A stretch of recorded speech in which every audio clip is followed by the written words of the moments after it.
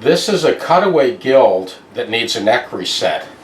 But we're going to get around the whole neck reset thing, and the reason we can do it is it's thick enough here that we can actually change the angle of the neck by taking the fingerboard down on this end. With this particular guitar, it's not just that it's a guild, which are terrible for neck resets to begin with, but it's a cutaway guild. You destroy the guitar trying to get this neck off. So we're going to capture this, and I'll give you sort of a play-by-play as we go. I wanted to show you the cross-sectional view of the end of the fingerboard. You can see it's pretty thick. We're actually changing the neck to body angle on this thing by taking most of it off at the nut and then gradually ramping up the fingerboard so that that far end will barely be touched.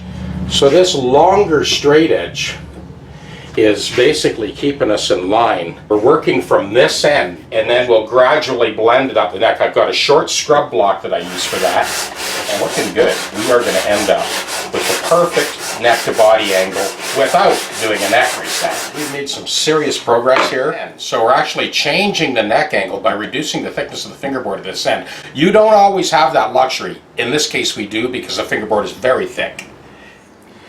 So next step, I got my 17-inch radius gauge that I'm going to check as I go, and I'm using a much longer block. I still start at this end. Now I'm going along the length of the fingerboard. This portion of the fingerboard has not even been touched yet, but we will bring this back to perfection.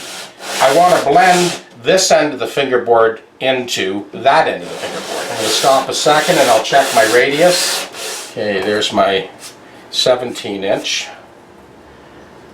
Man, that's almost perfect already. So that's a fairly shallow radius of 17, so it doesn't take long to form that radius on this fingerboard. I'm making my way up to the neck to body junction now. Still haven't touched the very end of the fingerboard. You know, it's pretty well a done deal at this point. I've stepped down to a 120 grit sandpaper, a little bit finer. Still on the long block. We're still shooting the entire length of the fingerboard now because we've blended it all in. We have reset this neck without removing the neck, and it is perfect. We've got our 17-inch radius. It is bang on consistent, full length. Done. This is the length of straight edge that I use to check the full length from the nut to the saddle. This is the straight edge that I use to check the length of the fingerboard. This helps me check from the nut to the body. And then this shorter straight edge here, I actually go across and sort of do the neck in sections. Two things I'm checking. I'm checking it for straightness, and I'm checking it for consistent radius. And we got both. 17-inch radius and a perfect neck to body. And we still end up with a very respectable fingerboard thickness. There's lots of guitars that are made come right out of the gate at that thickness. We were just lucky enough in this case that we had a thick enough fingerboard that we could change the neck to body angle. Triple bonus. Okay, showtime. This is the reality check. I put the first fret in, I put the 14th fret in. Perfect 17-inch radius and perfectly straight along the length of the neck. So we push that straight edge up to the bridge, and look at that. She just kisses all the way across. This was wrong right from the factory. That bridge was sanded way down because they didn't get the neck right. Now you can see how thin that bridge is. That's right from the factory. Yeah, they didn't quite get that neck set right. This bridge was planed down that thin to make up for the mistake on the neck set. So what we got now is when we put that straight edge on, she just kisses all the way. And here's one of the wonderful things that happens when you raise the saddle. You increase the tension on the soundboard. Whenever I do a neck reset for someone, one of the first and most perplexing questions they ask when they come to pick up their guitar is, why is it so much louder? Every time you come up a little bit on that saddle, you're increasing the amount of tension and drive on that soundboard. That is why it's louder. I had to fast track this fret job. My wife's in for knee surgery tomorrow and had to get it done. To tap in those last few frets, I have like a lead puck here that I kind of put inside, hold it up against the underside of the top, and then just send those last few frets home. Here's our full-length straight edge going to the bridge. It's just a little tiny bit proud, which is a good thing. That bridge was shaved down. It's way too thin anyway. So that neck to body angle is absolutely perfect. we've just saved ourselves the grief of a neck reset. As suspected, this barely even needs a fret dress. There's no high spots yet, nothing's grabbing. That leveling file is just glancing over those frets. Cross hatch, going across that radius, make our way up.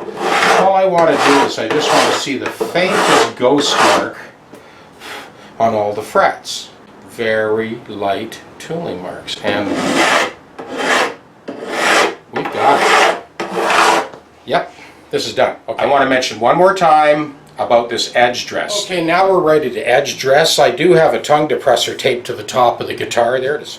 Okay, I could never see the sense in having this huge amount of fret wire hanging out over the end of the fingerboard. What you saw here at the beginning of this clip was my rough cut. The fret that protrudes beyond the end of the fingerboard in preparation for me doing an edge dress, we're talking thousandths of an inch here. We don't have like 3/4 of an inch. Some guys I've seen like 1.5 inches hanging over the edge of the fingerboard. First of all, you're wasting about 1/3 of your fret wire, but more importantly, it's completely unnecessary. You want to get that as close as possible. You don't want to jar the fret on that outside edge, which is where frets typically loosen up. So we've leveled, we've flush dressed on the outside. I'm kind of reaching over the other side of the tech deck at this point just so that you guys get a better kind of camera angle. And there's not a lot sticking out there, right? So flush out those fret ends until I see a little tiny bit of rosewood dust, and then I know I'm there. Pretty well flush that out. You can almost go more by the sound. You can hear the resistance to the file. Still hearing a little bit of resistance up here. I'm laying that file almost 90 degrees and getting any part of the tang that may be protruding out. I know you've seen this in previous videos. I don't have to go through the entire procedure, but that's how I set up to fill the edges of the fingerboard. If there's any space underneath those frets, I use a hot knife and some lacquer stick. You'll see I've got this masked off. I've confined the fingerboard, so it's just the fingerboard exposed there. I finish it up with just patting a bit of French polish on there, and that kind of tidies it right up. Take a close look at this low E string. You see how that return wind of the string is resting on the saddle? You'll never tune that string. This one here too, the D string, the A seems to be okay. The D, you've got that return wind, and the G, you've got that return wind. I'm going to show you a little trick I've been using for years to take care of that issue. A lot of vintage instruments, especially the pyramid style bridges where they have the bridge pin holes very close to the actual saddle in the bridge, you get that problem with the return wind of the string clumping up onto the saddle. You need to have the natural diameter of the string in full contact with the saddle in order to intonate. Keep a little baggie of ball ends handy, because this is what we're doing. I slipped an extra ball end onto this low E string. Now when I push that string in, it pulls back that return wind into the bridge pin hole and gives you the natural diameter of the string. I'm going to do the same for the D string and the same for the G string. Okay, she's all done. So in the final analysis we ended up with 0.224 at this end of the, and at this end of the fingerboard we ended up with 0.219.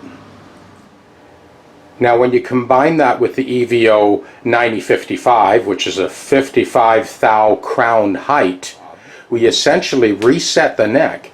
And if you look at the saddle on the bridge, there's still enough room to drop that down. So we've easily bought this customer another 20 years of playing. This thing just plays as smooth as silk. Intonation is perfect. There's a couple of points I want to bring up about the intonation on this particular guitar and what we needed to do to get it right. Okay, first of all, we did do a compensated nut on this. And secondly, I want to point out something about this bridge in particular. The placement of this bridge slot wasn't optimum. We had to go right to the very back of the saddle to get that low E string to intonate, and then all of the other strings came almost right to the front of the saddle. So what they missed on this is that they should have actually brought the the saddle slot forward a little bit for the high strings and back a little bit more to get the low strings to intonate. The placement of that saddle slot is super critical. If you don't get it right, no matter what you do,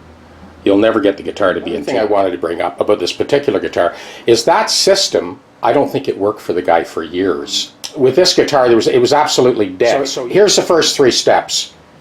Check the battery. Okay, I did check the battery. Put a brand new one in there, still nothing. Second step, check the input jack. Because these input jacks tend to loosen up, people get a wrench and they tighten it up and they end up twisting off wires on the input jack. So that's why you want to check that input jack after you've verified that the battery is good. This is how I deal with the ever loosening input jack problem. Some people put crazy glue on the threads, but you know something, that's not really the solution. If you ever need to take the thing out, you don't want to have to deal with crazy glue. I actually put an extra strap button underneath the input jack / strap button. I advise my customers, never use that input for your strap.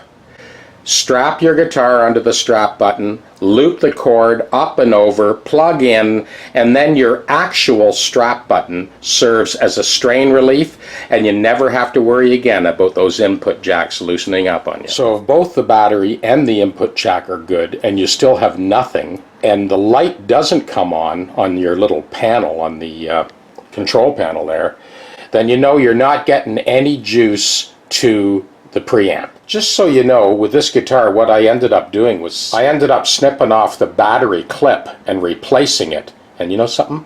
That did the trick. So I lucked out on that one before I had to pull the preamp apart and start checking all the point-to-points. So that's what the problem was. It was the actual battery clip. And now this thing's working for the first time in years. This is where I like to put the strap button on a cutaway guitar. It's screwed right into the mahogany head block. It doesn't get any stronger than that.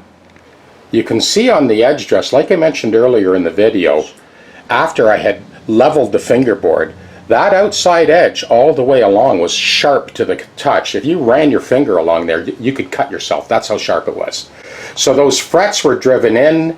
Once the crown was seated firmly against the wood, right to the outside extremity, then we did the edge dress and we buffed them all out. Just an auger file, and then buff out the ends with a few grades of sandpaper, and then circular canvas strop or buffer with jeweler's rouge, and then just buff those fret ends to a shine. The heel cap was missing on this guitar for whatever reason, so I just fabricated a rosewood heel cap quickly and glued that into place. That about wraps it up for this one. We reset the neck angle without actually removing the neck. Cheers.